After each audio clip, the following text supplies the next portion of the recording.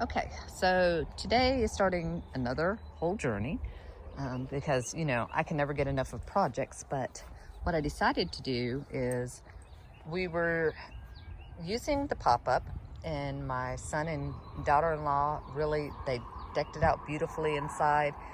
But then what happened is the lift crank thing, I don't know what you call it, quit working, so it doesn't pop up or down anymore. So we had been talking for a while about converting a cargo trailer. So that's what we decided to do. We went and we got them, and we found out that there is a nationwide shortage of cargo trailers apparently. Wow, who would have thought? But after a lot of running around and calling and finding, we did find one, and we wanted to start with something relatively small. So we kind of went back and forth between a 6x10 and a 6x12, and then we decided, since I am towing it with the Subaru, that we would go with a 6x10.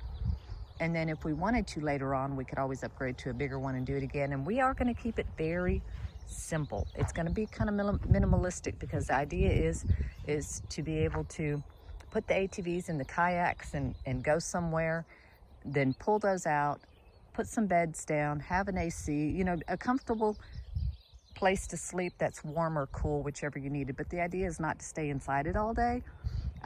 The idea is again to have a warm, cool, or dry place to sleep, and to be able to take all our toys with us when we do go. So that's the goal, and I'm going to start it today. Start by taking off the plywood, OSB walls in it, but there's no insulation back there, so I'm going to pull all the wood off. Hopefully none of it will be damaged, and I'll be able to reuse it after I put the insulation in. And I'm also in the decision-making process of what's going to go on the floor. I'm thinking a rubber, like diamond plate, but rubber, so it'll still look decent, but it'll be great to drive in. We won't have to worry.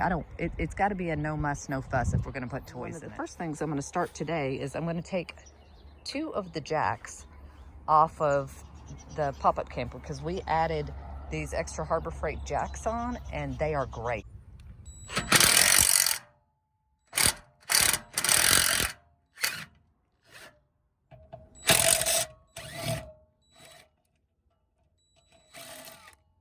Okay, so now I've got 2 of them off. I'm going to find the best place to put them underneath the back for right now. And the tires are pretty far back, so it's not really a necessity, but it'll just make it a little more stable. And then we'll get the others and put them in the front.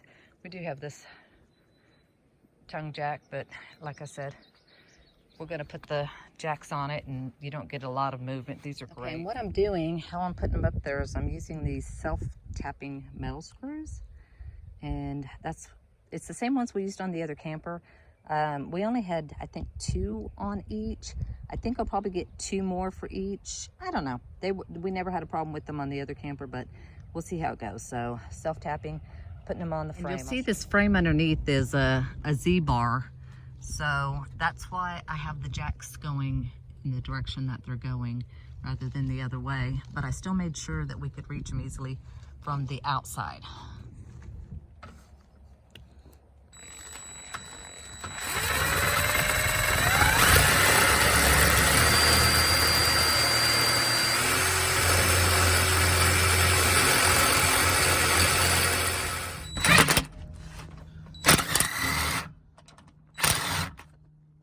And there you have it, just like that. Now we have jacks. So on to the next. Okay, and like I previously said, the inside of the cargo trailer, this is it. It's not huge, but it's gonna work for what we need it for. And it's got this OSB, so I'm gonna get to taking off all the little vent covers and light switch covers and stuff like that. So then I can put the insulation in, and probably going to use the hard-sided. I think if I understood correctly, there's only enough room in here for about 1.5 inches. So we'll see. I'll let you know when we get there. So far, I've I've removed the top piece of OSB on the far side. I've got all the trim off,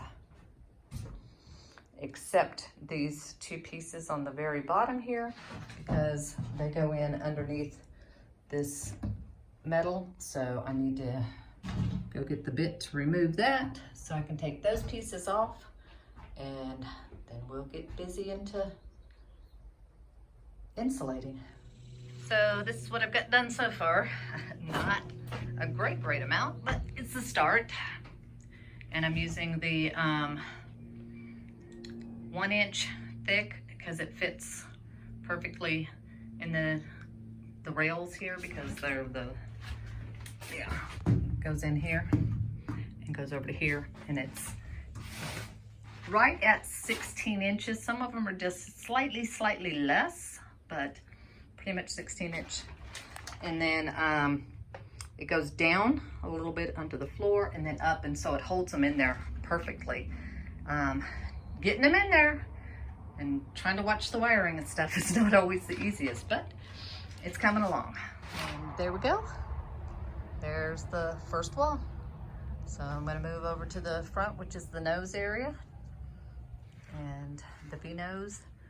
We'll get that done next. Okay, so got that wall insulated, like I said, and then I put the little, I actually meant to go over a sill plate or something like that, but it just is basically keeping the metal from touching the wood, from transferring the cold if it does. I don't know. Sounded like a good idea, so I'm trying it. But so I got that wall done, and I managed to get the piece that I took off all installed back on. So I'm getting ready to put the top piece back on and call that wall done. Well, before I could put the top piece back up, I realized I had to take out the 50,000 staples that were in there that they had put up the little OSB trim with. That was an awful lot of staples to hold up some thin pieces that weren't really doing anything except covering. This is how many I've pulled out so far, just off of the top of the one board.